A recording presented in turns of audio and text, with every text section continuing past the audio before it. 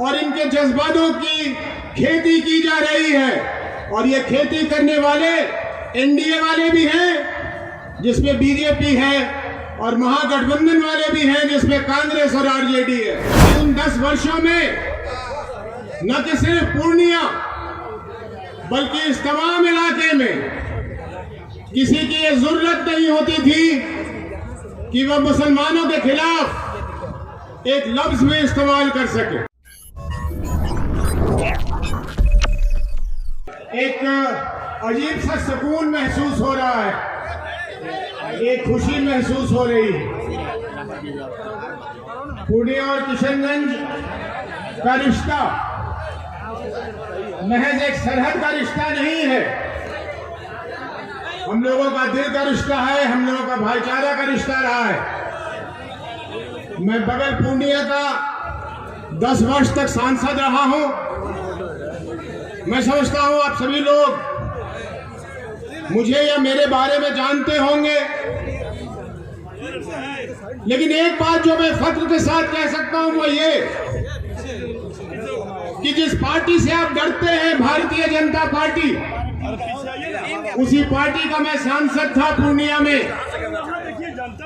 और मैं बहुत इत्मीनान के साथ ये कह सकता हूं कि उन 10 वर्षों में न कि सिर्फ पूर्णिया बल्कि इस तमाम इलाके में किसी की ये जरूरत नहीं होती थी कि वह मुसलमानों के खिलाफ एक लफ्ज में इस्तेमाल कर सके।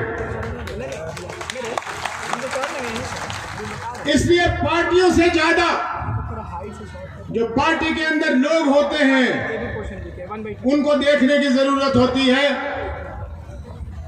क्योंकि पार्टी कैसी भी हो, मैं बहुत बार कहता रहता हूं कि संतों की जमात में अगर एक डकैत घुसाए तो वो डकैत संत नहीं बनता, और वैसे ही डकैतों की जमात में एक संत चला जाए तो वो डकैत नहीं बनता।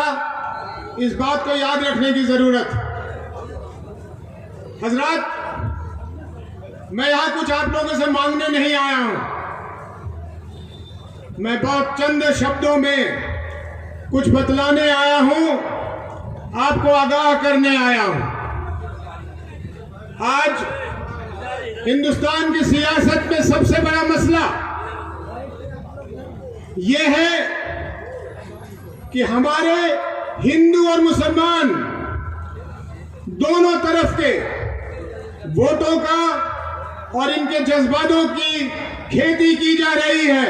और ये खेती करने वाले एनडीए वाले भी हैं जिसमें बीजेपी है, और महागठबंधन वाले भी हैं जिसमें कांग्रेस और आरजेडी है।